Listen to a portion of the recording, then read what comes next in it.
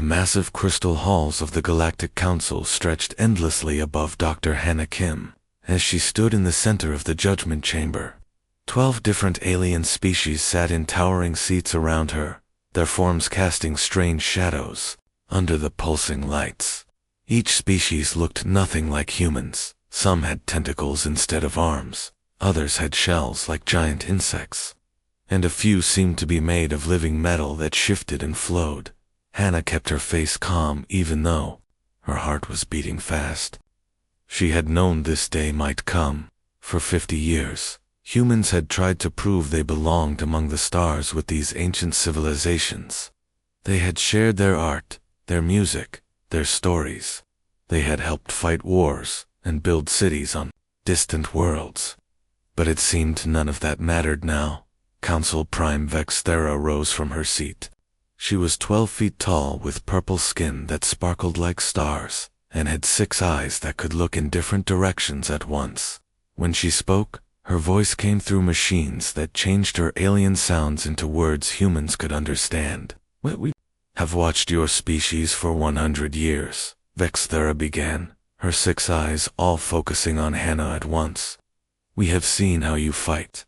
We have seen how you never give up, even when you should. We have seen how you change everything you touch. Behind Hannah, the other human diplomats shifted nervously in their seats. Ambassador Lee Day, an old man who had spent 30 years trying to build friendships with alien races, looked like he was about to cry. General Park Bo-young sat perfectly still, but her hands were clenched into fists. Humans spread across worlds too quickly, continued another alien voice. This came from Arbiter Kalanos, a creature that looked like a giant spider made of crystal. You change planets to suit yourselves instead of adapting to them. You ask too many questions. You never accept the way things have always been done. Hannah finally spoke, her voice steady and clear. Those things you call problems, we call them strengths. We adapt because we want to survive. We ask questions because we want to learn. We change things because we believe they can be better. A sound like breaking glass came from the alien council members. Hannah realized they were laughing at her. This is exactly what we mean, Vexthera said, her 6 eyes narrowing. You cannot accept that some things should not be changed. You cannot accept that some questions should not be asked. You are too dangerous to remain free in our galaxy. The Judgment Chamber fell silent, except for the humming of alien technology. Hannah could feel the weight of billions of human lives depending on what happened in the next few minutes. The Galactic Council finds humanity guilty of being a threat to the peace and order of civilized space, Vexthera announced. Your punishment is permanent quarantine in your home system. You will never again travel to other stars. As she spoke, holographic displays showed massive alien machines moving toward the edges of Earth's solar system. These sentinel stations were bigger than Earth's moon, bristling with weapons that could destroy entire planets. They formed a perfect cage around the sun and all its planets. All human faster-than-light ships are to be destroyed, Kalanos added. Any attempt to leave your system will result in immediate destruction. You will remain prisoners in your own home until you learn to behave properly, if you ever do. Hannah felt like someone had punched her in the stomach, but she kept her voice steady. What if we refuse to accept this sentence? The temperature in the chamber seemed to drop. All 12 alien species turned their attention to her, and she could feel their hostility like a physical force pressing down on her. Then we will wipe your species from existence, Vexthera said simply. It would be easier than keeping you contained, and many of us would prefer that solution. The only reason we offer quarantine instead of death is because a few council members believe every species deserves a chance to improve. Hannah looked back at her fellow humans. Ambassador Lee was staring at the floor. General Park met her eyes and gave the smallest possible nod. They both knew there was only one answer they could give right now. We accept the quarantine, Hannah said, each word feeling like she was swallowing broken glass. Wise choice, Vexthera replied. Perhaps in a few thousand years, Your descendants will be ready to rejoin galactic civilization. As the energy barriers finished forming around Earth's solar system, cutting humanity off from the rest of the universe, Hannah did something that none of the aliens noticed. She touched a small device hidden in her sleeve and spoke in Korean so quietly that only the most sensitive microphones could have picked it up. Protocol 7 is now active. 50,000 miles away, on a secret base on the dark side of Earth's moon, Director Min Park received those 4 words through an encrypted channel. He had been waiting 20 years to hear them.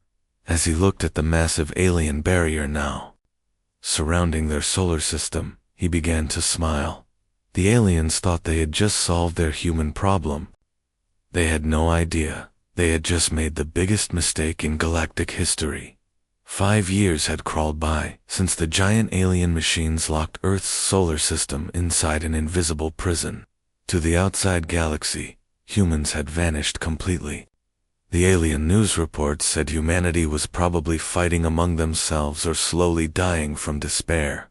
The Galactic Council members slept peacefully, believing they had solved their human problem forever. They could not have been more wrong. 300 feet below the surface of the moon, in tunnels that had been carved out in secret decades before, aliens even knew humans existed. Dr. Seo Khan stared at dozens of glowing screens. Each screen showed different information about the alien barrier surrounding their solar system. Numbers, graphs, and strange symbols flowed across the displays like digital waterfalls. SEO had not slept properly in 2 years. His black hair was now streaked with gray, and his eyes were red from staring at computer screens. But he had never been happier in his life. Every day brought new discoveries about how alien technology really worked. The barriers use quantum field manipulation, he muttered to himself, making notes on a tablet. But they have to maintain coherence across billions of miles. That creates weak points, every ... double quotes. He paused to do quick math in his head. Every 47 minutes and 18 seconds. The sound of footsteps echoed through the tunnel. Seok looked up to see Director Min Park approaching, flanked by 2 guards in simple gray uniforms. Min looked older too. His face had new lines around his eyes, and his hair was completely white now. But he walked with the confident stride of a man who knew exactly what he was doing. "Show me what we have learned today," Min said without any greeting. Seok gestured to his largest screen, which showed a 3-dimensional map of their solar system. Red dots marked the positions of alien sentinel stations. Blue lines showed the energy barriers connecting them, and tiny green specks showed something the aliens had never detected. Human spy probes that had been studying the prison walls for 5 long years. "The Watchers still think we are just angry animals, throwing rocks at our cage," Seok explained. "They have no idea that every probe we send teaches us more about their technology. We now understand their power systems, their communication methods, even their weapon designs." Min nodded slowly. "And we have improved on all of it." "Much more than improved," Seok said with a grin that would have terrified the aliens if they could see it. "We have made their technology look like stone tools compared to steel swords." A soft chime filled the room, and a holographic image appeared in the air above them. The image showed Admiral Yuna Lee standing on the bridge of a spaceship, but this ship looked nothing like the clunky human vessels the aliens had seen before. It was sleek and dark, with curves that seemed to bend light around them. "Director Park," Admiral Lee said with a sharp salute, "I am reporting from Shipyard 7 near Neptune. The Shadow Fleet is complete." Min's eyes widened slightly. Even after 5 years of planning, hearing those words still amazed him. All 75 ships, 75 vessels, each one built using technology the aliens taught us by trying to keep us locked up, Lee confirmed. "These ships can slip through space without being detected, fight without being hit, and travel faster than anything in the known galaxy." Through the hologram, Min could see other ships floating in the darkness beyond Neptune. They looked like hungry sharks waiting to hunt. Each ship was crewed by humans, who had trained for this moment their entire adult lives. "What about our people? Already in the field?" Min asked. Lee's expression became more serious. "All agents remain in position and undetected. The council members still have no idea they have been living and working alongside humans for years, thousands of light years away, on a planet covered in purple forests and silver cities. An alien scientist named Rackstool was finishing his daily research. Rackstool had blue skin covered in scales, 4 arms, and eyes like a cat. He had worked for the Caltharan Defense Ministry for 3 years, studying the planet's atmosphere and weather patterns. What the other Caltharan scientists did not know was that Rackstool was actually June, a 32-year-old human from Seoul who had undergone years of surgery and genetic modification to look exactly like a Cal, while pretending to study clouds and wind patterns. He had actually been mapping every defense satellite, military base, and weapon system on the planet. June touched a small device hidden under his fake scales and sent a brief message in Korean. "Weather looks good for a storm." On 11 other alien worlds, similar messages were being sent by humans who had been living as trusted alien citizens for years. They had eaten alien food, learned alien languages, made alien friends, and all the while, they had been gathering the information that would soon change everything. Back in the lunar tunnels, Director Min Park looked at the data flowing across the screens and felt a deep satisfaction. The aliens had thought quarantine would break human spirit and crush human dreams. Instead, it had given humanity exactly what they needed most: time to prepare and a perfect reason to disappear from alien surveillance. The cage had become a chrysalis, and humanity was almost ready to emerge with wings. At exactly 1432 Galactic Standard Time, every hidden human facility in the galaxy received the same simple message: Final Protocol, execute now. In the secret lunar base, Director Min Park stood in front of a massive communication array that could reach across the entire galaxy without being detected. Around him, dozens of human technicians sat at control stations, their fingers dancing over keyboards as they prepared to change the course of galactic history. "Today, we show the galaxy what happens when you try to cage humanity," Min Park said into his microphone. His words traveled instantly through quantum channels to human agents and ships scattered across 12 star systems. On the alien homeworld of Vextera Prime, Council Prime Vextera was having her usual morning meeting with her most trusted advisors. Her personal aide, a female Vextera named Kailana, had served her faithfully for 2 years. Kailana knew all of the Council's secrets, helped plan their military strategies, and even knew Vexthera's personal schedule better than Vexthera herself. So when Kailana suddenly stood up in the middle of the meeting and began speaking in a strange alien language, everyone was shocked, Kailana said clearly. The other council members stared at her in confusion. The translation machines could not identify the language at all. Then Kailana switched to Galactic Standard. But her voice sounded completely different, stronger, more confident, and somehow more dangerous. "My name is not Kailana," she announced to the stunned council chamber. "My name is Su Cheng, and I am a human being from the planet Earth. We have been living among you, learning from you, and preparing for this moment." Council Prime Vextera S6 eyes went wide with horror. "Impossible," she whispered. "Humans are locked in their system. We have sensors that would detect any escape." Su Cheng smiled, and for the first time, her expression looked completely human. "Your sensors only work if we want them to. We have been here for 3 years, and you never knew, because you could not imagine that primitive humans could fool your advanced technology." At the same moment, similar scenes were happening on 11 other alien worlds. On Kelthera Prime, the scientist Rackstool suddenly revealed himself to be June O, shocking his alien colleagues who had worked beside him for years. On Zephyr Station, a trusted alien engineer named Mortek announced that he was actually Kim Taman, a human who had been sabotaging their defense systems while pretending to repair them. Across the galaxy, alien commanders discovered that their most loyal officers were human spies. Scientists found that their research partners had been sending all their discoveries back to Earth. Even alien families realized that their adopted children or marriage partners were humans in disguise. But the biggest shock was yet to come. In the Vexthera home system, space itself seemed to ripple and bend. What had appeared to be empty space suddenly filled with ships, sleek, dark vessels that seemed to absorb light rather than reflect it. The alien defense satellites immediately began scanning these new arrivals. But their sensors showed impossible readings. Admiral Unilee stood on the bridge of her flagship, watching as alien patrol ships raced toward her fleet like angry wasps.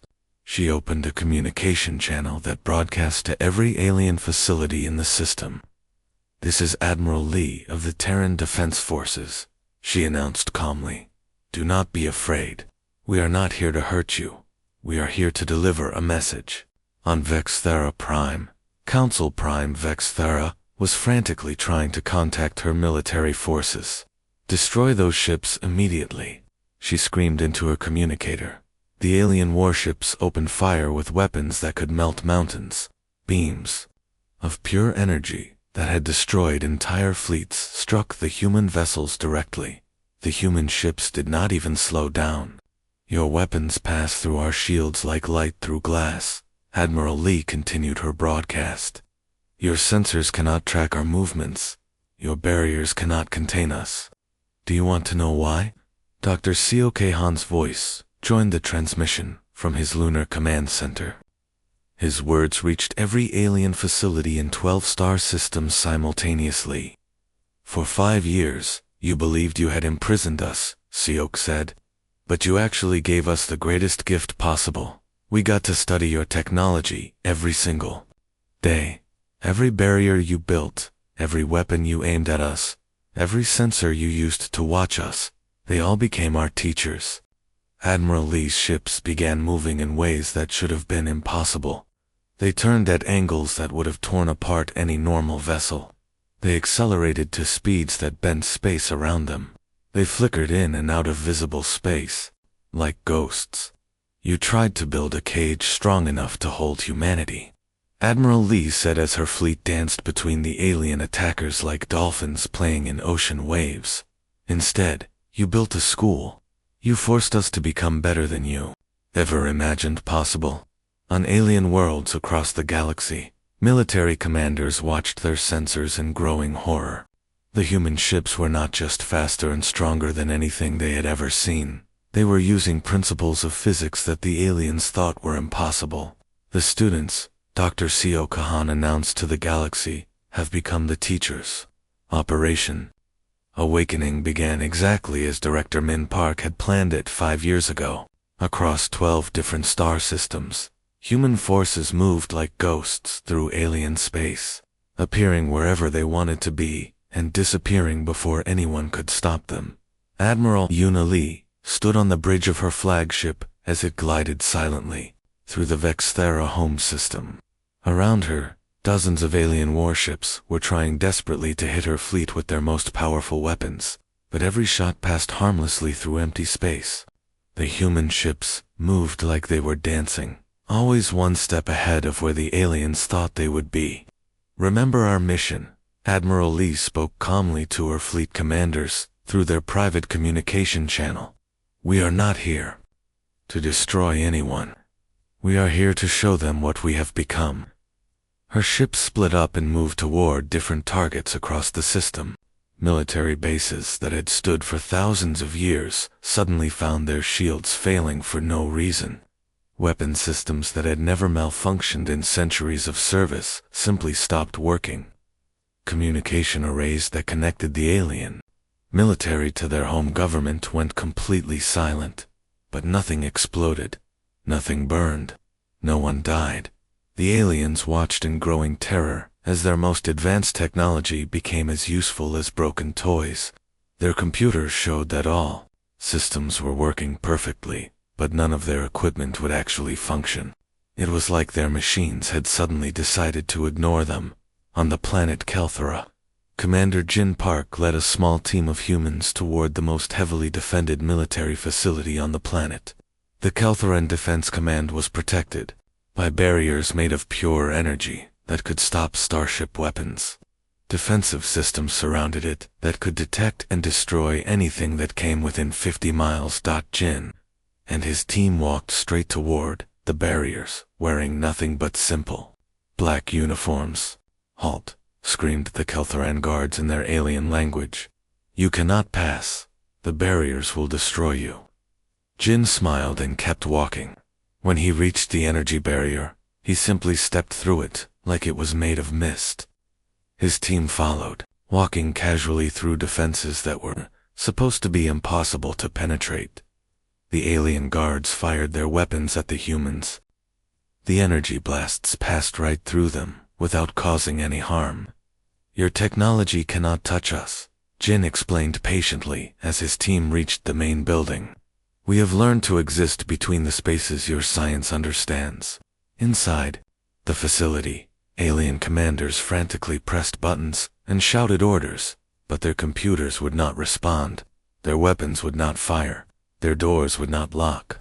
They could only watch helplessly as the humans walked through their most secret installations, like tourists visiting a museum. Meanwhile, in the Galactic Council chambers on Nexus Prime, Agent Su Chang stood in front of 12 alien leaders who had spent 5 years believing they were the smartest beings in the galaxy. The same aliens who had sentenced humanity to eternal imprisonment now sat frozen in their chairs, unable to move or speak. "Your own security systems are holding you in place," Sue explained in the same calm tone she had used when pretending to be Vexthera as assistant. "The code I installed over the past 2 years has taken control of everything in this building. Your chairs, your life support, even your translation machines, they all answer to me now." Council Prime Vexthera could only move her eyes, but those 6 eyes burned with rage and fear. She tried to speak, but her throat would not make any sound. "You called us aggressive," Sue continued, walking slowly around the paralyzed council members. "But look around you. We have taken control of your most powerful weapons, your strongest defenses, your most important leaders, and we have not hurt a single person. If we were truly aggressive, you would all be dead by now." Suddenly, every screen in the council chamber came alive with the same image. Director Min Park appeared on displays across the galaxy simultaneously, in military bases, government buildings, alien homes, even on personal communication devices. Every alien in 12 star systems could see and hear him speaking. "People of the Galactic Council," Min began, his voice somehow reaching every corner of known space at once. "5 years ago, you locked humanity in our home system because you said we were too dangerous to be free. Today, we are here to tell you that the quarantine is over." On Vexthera Prime, alien civilians stopped in the streets to stare at screens, showing this impossible human broadcast. In space, alien fleet commanders watched their ships drift helplessly, while human vessels moved around them, like sharks around paralyzed fish. "But we did not break out of your prison," Min continued. "We simply decided we did not want to be in it anymore. You tried to build a cage strong enough to hold humanity, but you only succeeded in teaching us to become something you never imagined." Council. Prime Vexthora finally managed to force words through her paralyzed throat. "What? What are you?" she whispered. Min's image turned to look directly at her, even though he was speaking from a base on Earth's moon thousands of light years away. "We are what you created," he replied calmly. "You wanted us contained, so we learned to exist everywhere, at once. You wanted us powerless, so we became more powerful than your greatest weapons. We are humanity, as you forced us to become unlimited, unstoppable, and everywhere you look." Across the galaxy, alien fleets hung motionless in space, their crews watching human ships move freely through defenses that had never failed before. The balance of power in the galaxy had shifted completely in a single day, and humanity was offering the aliens one chance to choose what happened next. 6 months after Operation Awakening, the Galactic Council chambers looked completely different. The old design had put 12 alien species on high platforms, looking down at whoever stood in the center, like judges staring at a criminal. Now the room had a circular table where 13 different species sat as equals. Director Min Park sat in the chair that had once been reserved for condemned prisoners. His hair was still white from the stress of the past 5 years, but his eyes were bright with hope for the future. Around the table, alien leaders who had once sentenced humanity to eternal imprisonment now listened carefully to his words. The old council was built on fear, Min Park said, looking at each alien representative in turn.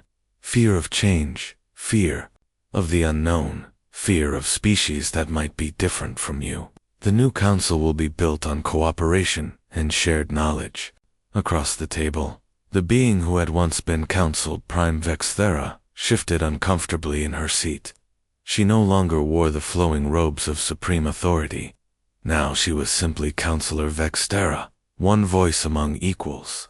Director Park, she began, her 6 eyes focusing on him with an expression that was hard to read.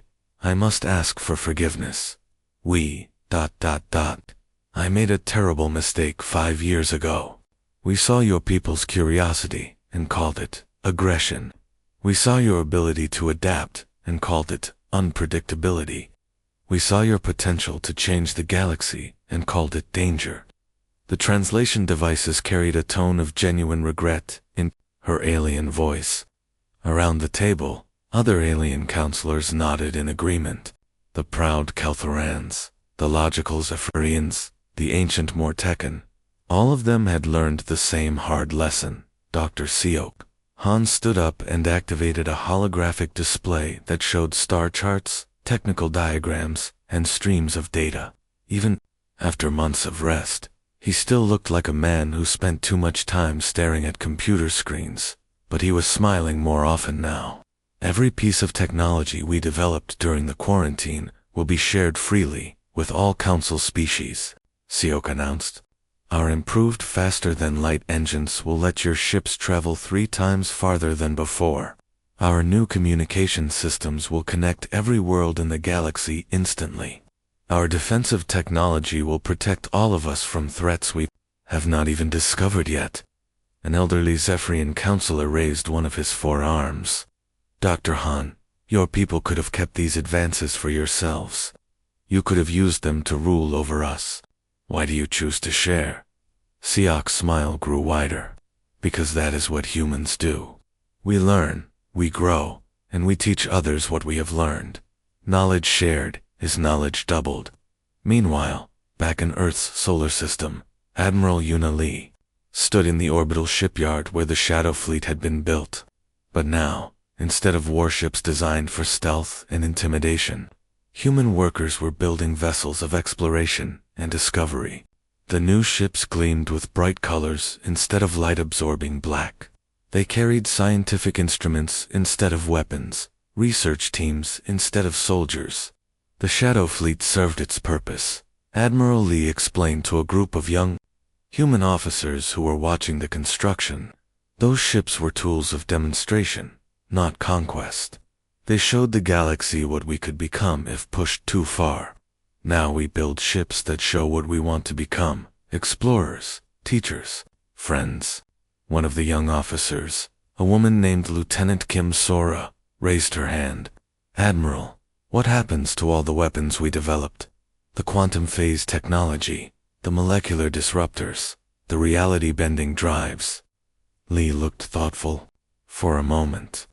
We keep the knowledge, but we use it for peaceful purposes. Quantum phase technology helps us explore dangerous areas of space safely. Molecular science helps us build better materials for everyone. Reality-bending drives help us reach distant galaxies to make new friends. Back on Nexus Prime, Agent Sue Chang was settling into her new role as Earth's official ambassador to the Galactic Council. After spending 3 years pretending to be an alien, It felt strange to be openly human again, but it also felt wonderful. She stood on the observation deck of the council station, looking out at the stars through a massive transparent wall. Behind her, alien diplomats from dozens of species worked together on projects that would have been impossible just months before. It is ironic, she said to herself in Korean, then switched to Galactic Standard. They tried to imprison us too, keep us from changing the galaxy.